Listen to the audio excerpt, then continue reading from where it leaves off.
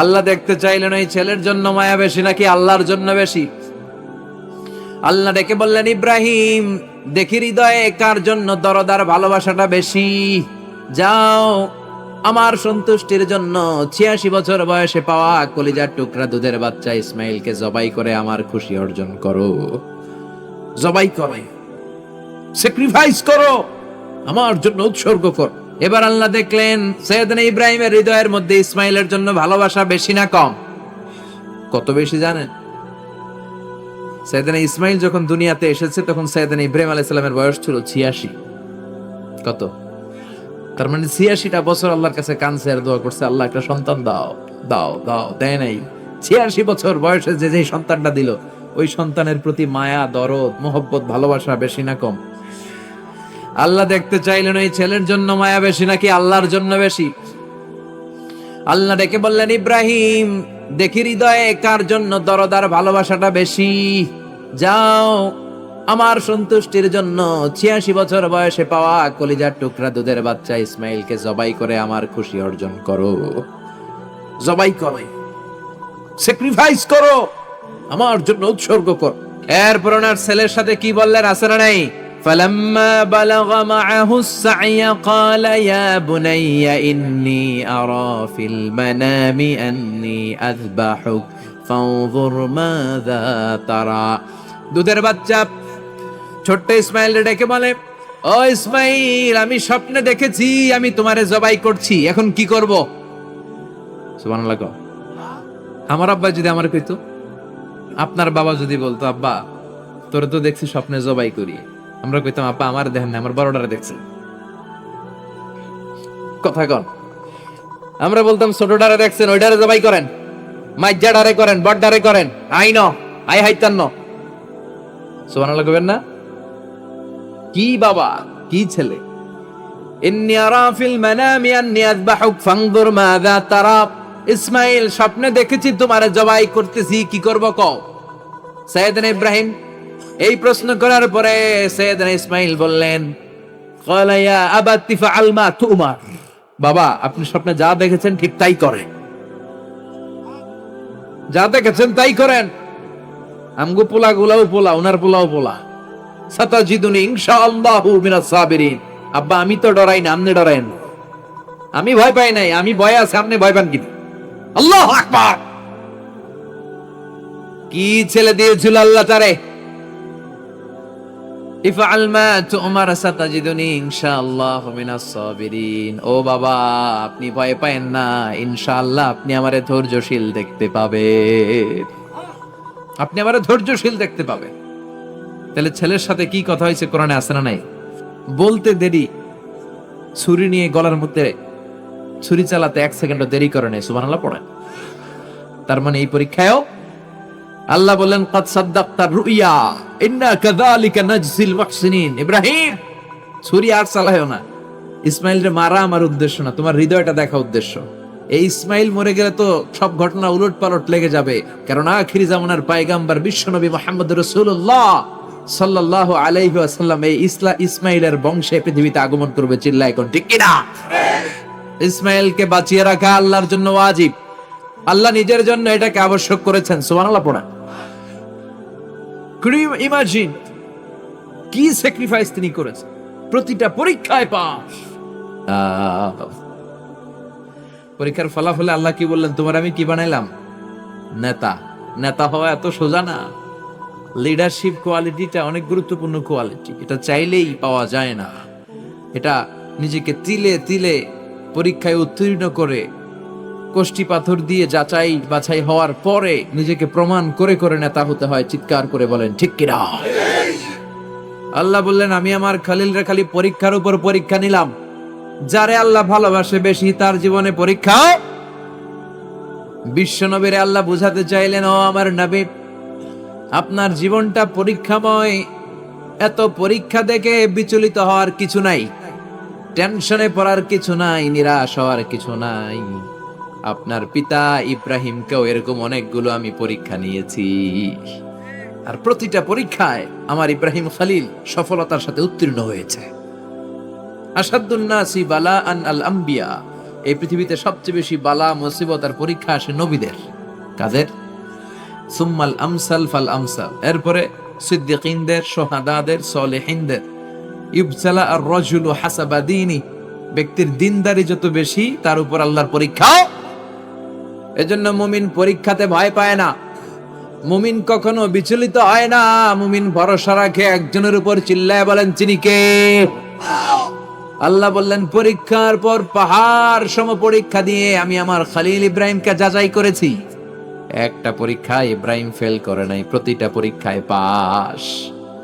এগুলো বলে বলে বিষ্ণুনবীর আল্লাহ সান্ত্বনা দিচ্ছেন, নবী ওরা আপনারে গালি দেয় জাদুকর বলে, ওরা আপনারে গালি দেয় গণক বলে, ওরা আপনারে কবি বলে গালি দেয়, ওরা আপনারে পাগল বলে গালি দেয়, একটার পর একটা পরীক্ষায় আপনি জর্জরিত হচ্ছেন। নবী আপনার পিতা ইব্রাহিম তার চেয়েও বেশি পরীক্ষায় পড়েছে। দুনিয়াতে আমরাও যারা পরীক্ষার শিখা, আমরাও সাইয়েদনা ইব্রাহিমের জীবনী থেকে শিক্ষা নেওয়ার দরকার আছে না নাই? গালি আসবে, মন্দ কথা আসবে, বিপদ আসবে, জেল জরিমানা আসবে, ঝুঁকি আসবে। এই ঝুঁকি আর রিস্কের মধ্য দিয়ে কালিমার দাওয়াতের প্রচারের কাজ করতে হবে। চিল্লা এখন ঠিক কিনা? এটাই মুমিনের বৈশিষ্ট্য। ঝুঁকি, বিপদ, পরীক্ষা, বালা মুসিবত এগুলো মুমিনের লক ছাড়ে না, পিস ছাড়ে না। কারণ মুমিনরে পছন্দ করে কে? মুমিন খুব ভালো করেই জানে বিপদের পরেই বিজয় দান করবে কে। রাত্রি যত গভীর হয় সুবহে সাদিকের সময় কাছে আসতে থাকে, গর্ভবতী নারীর পেটের ব্যথা যত বাড়তে থাকে, নতুন মেহমান দুনিয়ায় আসার সময় ঘনাতে থাকে, তেমনি ইসলামের পক্ষে যারা কথা বলে তাদের উপর বিপদ, ঝুঁকি, অত্যাচার, অনাচার যত বাড়তে থাকে, কালেমার বিজয়ের সময়টাও কাছে আসতে থাকে, কাছে আসতে থাকে। এই নাজরানা আমাদেরকে দিতে হবে। পরীক্ষায় আমাদেরকে সাইয়েদনা ইব্রাহিমের মতো উত্তীর্ণ হতে হবে।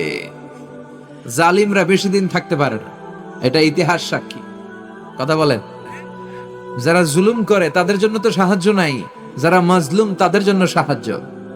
বদরের প্রান্তরে 313 জন মাত্র দরিদ্র, গরিব, মাজলুম সাহাবী, তাদের জন্য আকাশ থেকে ফেরেশতা দিয়ে নুসরাত সাহায্য করেছে কে? তার মানে মাজলুম আল্লাহর পক্ষে আর জালিমের বিপক্ষে, ঠিক কি না? জালিমের জন্য কোনো সাহায্য নাই, বরং দুনিয়ায় যারা জুলুম করে তাদের ক্ষমতা বেশি দিন থাকে না। ফেরাউন বেশি দিন থাকে নাই, থাকছে? নমরুদ বেশি দিন থাকে নাই, থাকছে? থাকতে পারে। যারা দুনিয়াতে রক্ত ঝরায় এরা থাকতে পারে, বরং যাদের রক্ত ঝরে তাদেরকে আল্লাহ বিজয় দিয়ে দেয়। আর যারা রক্ত ঝরায় এদের শেষ রক্ষাও হয় না, এরা জান নিয়ে পালাবার সুযোগ পায় না। কথা বলেন। এজন্য পরীক্ষা আসলে মুমিন ভয় পাবে। মুমিনের হৃদয়ে ভয় আছে কার? চিল্লায় বলেন। আল্লাহর ভয় নিয়ে থাকতে হবে। সাইয়েদনা ইব্রাহিমকে একটার পর একটা পরীক্ষায় আল্লাহ ফেলেছেন, একটার পর একটা পরীক্ষায় আল্লাহ ফেলেছেন, কিন্তু এই পরীক্ষায় তিনি গোল্ডেন এ প্লাস। সুবহানাল্লাহ পড়েন। রব্বুল আলামিন বলেন, ওয়া ইয বিতালা ইব্রাহিম রাব্বুহু বিকালিমাতিন ফাতাম্মাহুন্না ক্বালা ইন্নী জাইলুকা লিন-নাসি ইমামা। ও খলিল, একটার পর একটা পরীক্ষা আমি তোমার জীবনে নিয়েছি। বিশ্বনবীরে বললেন আমার ইব্রাহিমের উপর একটার পর একটা পরীক্ষা আমি নিয়েছি, ইব্রাহিম প্রতিটা পরীক্ষায় পাস। আর খুশি হয়ে আমি বললাম, ইব্রাহিম আমি তোমার নেতা বানায় দিলাম। আল্লাহ put Sayyidina Ibrahim in some tests and trials, and Sayyidina Ibrahim successfully overcome all the tests. Allah said, Ibrahim, I'm gonna make you the leader. Ibrahim আমি তোর লিডার বানাই দেব, এই ফলাফল স্বরূপ তোমার আমি গোটা বিশ্বের নেতা বানাই দিব। I'm gonna make you the leader. এজন্য সাইয়েদনা ইব্রাহিমকে নেতা বানাই দিলেন কে? একটার পর একটা পরীক্ষা তিনি দিয়েছেন। একটাও সাধারণ পরীক্ষা ছিল না, সব ভয়ঙ্কর পরীক্ষা। পরীক্ষাগুলো ছিল অগ্নি পরীক্ষা। পরীক্ষা নাম্বার 1 ইলকাউহু ফিন্নার, আগুনের পরীক্ষা। নমরুদ বলে, ইব্রাহিম ঈমান ত্যাগ করো, না হলে আগুনে ফেলবো। কোথায় ফেলবো? সাইয়েদনা ইব্রাহিম বলে, আমার জীবন যাবে কিন্তু ঈমান যাবে। ঈমানের পথে অবিচল থেকে আমার মরণ যেন হয়।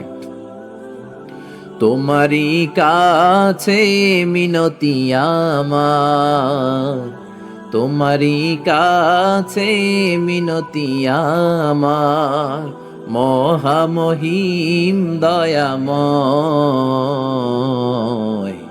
ইমানের পথে অবিচল থেকে আমার মরণ যেন হয়। পড়ে না আমিন।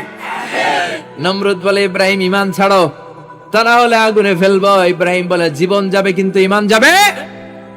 তার মানে পরীক্ষায় পাস, আগুনে ফেলে দেয়া হলো, ইমান হারা করতে পারে নাই নমরুদ। তার মানে আগুনের পরীক্ষায় নাকি ফেল না পাস। পরীক্ষা নাম্বার 1।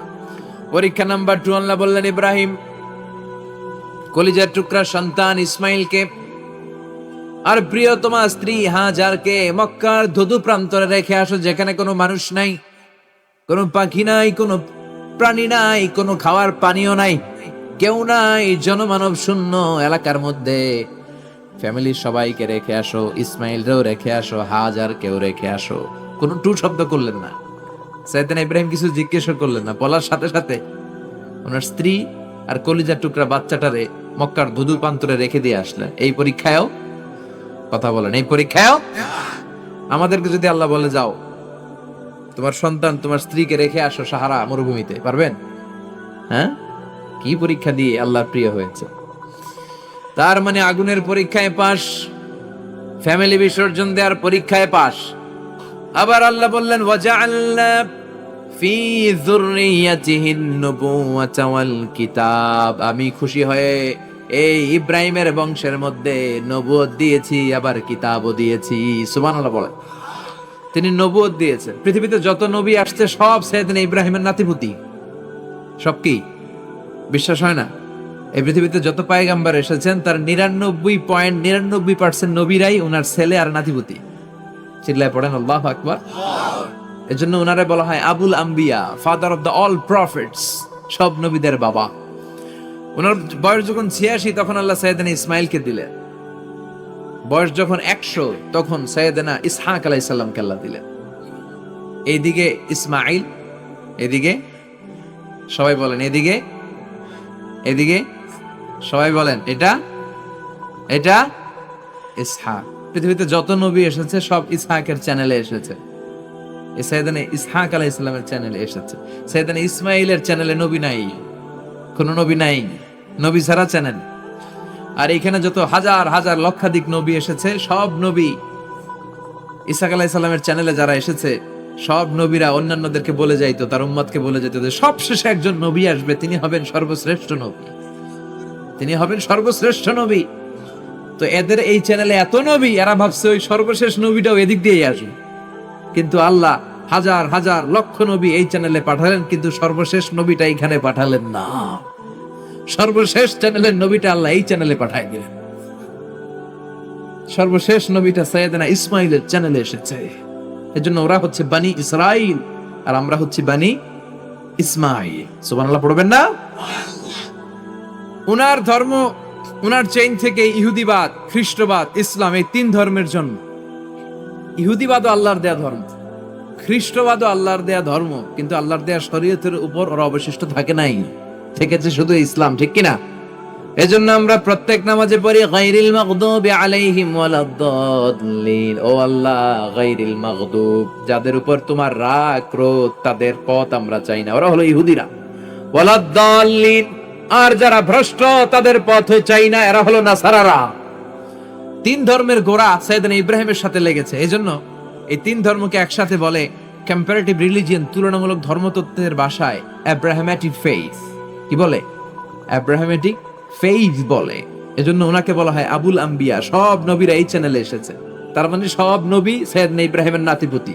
আবার এই প্রতিটা নবীর জন্য আল্লাহ তাআলা আকাশ থেকে কিতাব নাজিল করেছেন। চিল্লায় বলেন ঠিক কিনা? আল্লাহ বলে ইব্রাহিম তোমারও আমি কিতাব দিলাম। সাইয়েদনা ইব্রাহিম আলাইহিস সালামের উপর কিতাব আছে না নাই? ওই কিতাবের নাম কি? কে পারে? ইন্না হাযা লাফিস সুহুফিল উলা সুহুফি ইব্রাহিম ওয়া মূসা। সুহুফি ইব্রাহিম, সাইয়েদনা ইব্রাহিমকে আল্লাহ তাআলা সহিফা দান করেছেন। চিল্লায় পড়েন আল্লাহু আকবার।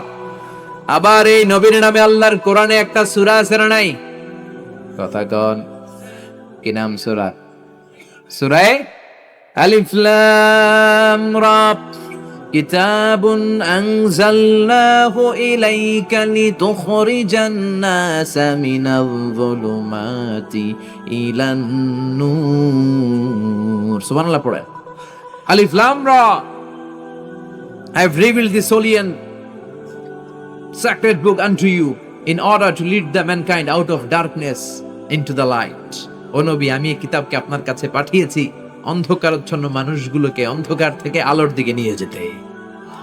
এই কোরআনের ভেতরে আলো আছে না নাই? সবকিছুর সমাধান আছে না নাই? সমাধান চাও যদি জীবনে মরণে, ফিরে যাও খুঁজে নাও চোখ রাখো কোরআনে। সুবহানাল্লাহ পড়েন। চোখ রাখবেন কোথায়? নাকি মোবাইলে, না টিভিতে, না এটিএন বাংলার পর্দায়? আসিতেছে আগামী শুক্রবার রঙিন পর্দায়, চোখ রাখুন এটিএন বাংলায়। এটিএন বাংলায় চোখ রাখবেন? কই রাখবেন? সমাধান চাও যদি জীবনে মরণে, ফিরে যাও খুঁজে নাও চোখ রাখো কোরআনে। ঠিক কি না? If you want the solution this dunya and akhira, go back, have a look to the holy Quran. সুবহানাল্লাহ পড়েন। কি নবী আল্লাহ বানালেন, ওই নবীর নামে আল্লাহ একটা সূরা দিলেন। আবার আল্লাহ বললেন, ও দুনিয়ার মুসলমানেরা শোনো, তোমাদেরকে মুসলমান বলে নাম করেছে সাইয়েদনা ইব্রাহিম। ঠিক কি না? আবার এই নবী সাধারণ কোন নবী নয়, এই নবী হলো তোমাদের জাতির পিতা। আমাগো জাতির পিতা কেডা? কথা কন আরো জোরে, সবাই মিলে বলে, মিল্লাত আবিকুম ইব্রাহিম হুয়া সাম্মাকুমুল মুসলিমিন। মিল্লাত আবিকুম ইব্রাহিম, তোমাদের জাতির পিতার নাম, আমাদের জাতির পিতার নাম ওয়া সাম্মাকুমুল মুসলিমিন, তিনিই তোমাদেরকে মুসলমান নামকরণ করেছেন। আবার আল্লাহ বললেন, আসলিম ইব্রাহিম, তুমি সবাইরে মুসলমান বানাও, আগে নিজে মুসলমান হও। আসলিম ক্বালা আসলামতু লিরাব্বিল, ও ইব্রাহিম তুমি মুসলমান হও বলার সাথে সাথে ইব্রাহিম বলে, আল্লাহ দেরি নাই, আমি মুসলমান হয়ে গেলাম। ইহুদিরা দাবি করতো সাইয়েদনা ইব্রাহিম নাকি ইহুদি, নাউজুবিল্লাহ পড়বেন না? খ্রিস্টানরা দাবি করতো সাইয়েদনা ইব্রাহিম নাকি খ্রিস্টান। আল্লাহ বলে, মা কানা ইব্রাহিমু ইয়াহুদিয়াও ওয়ালা নাসরানিয়াও ওয়ালাকিন কানা হানিফাম মুসলিমা। আল্লাহ বলে, আমার ইব্রাহিম ইহুদি নয়, আমার ইব্রাহিম খ্রিস্টান নয়, আমার ইব্রাহিম পাক্কা মুসলমান। হানিফান মুসলিমা, পাক্কা মুসলমান, ওনার ইসলামে কোনো সন্দেহ। এজন্য আল্লাহ খুশি হয় ওনার একটা উপাধি দিলেন। উপাধিটা হলো লা হালিম। ইন্না ইব্রাহিম লা হালিমুন আওয়াহু মুনিব, আমার ইব্রাহিম সহনশীল, আমার ইব্রাহিম ভদ্র। সুবহানাল্লাহ বলেন। আমাদের বাংলাদেশে আমাদের মুসলমানদের মধ্যে এটার সবচেয়ে বড় অভাব, সহনশীলতা আমাদের নাই। কথা কন, নিজে যেটা বুঝি ওইটাই। আমি তাবলীগ করি, আমি মনে করি আমি হক, বাকি সব বাতিল। এই সমস্যাগুলো বাগেরহাটে আছে না নাই? হ্যাঁ, আমি যদি জামাত ইসলাম করি, আমি মনে করি আমি হক, বাকি একটা দলরও আমি হক বলতে চাই না। আছে না এরকম? আমি আহলে হাদিস, সো আমি হক, আর বাকি যা আছে সব বাতিল। আমি কওমি, তো আমি ভালো, আলিয়া সব খালিয়া। কথা কর। আবার আমি আলিয়া, আমি ভালো, কওমিয়া সব শেষ। এই ঠেলা ঠেলে এই দেশে আছে না নাই? এক ইসলাম, এক নবী, এক কোরআন, এর কোনো সহনশীলতা নাই। সে অন্য নেশাবে পড়ুক, সে অন্য মতদের হোক, সে তো আমার ভাই। সবচেয়ে বড় পরিচয়, সেও মুসলিম, আমিও মুসলিম।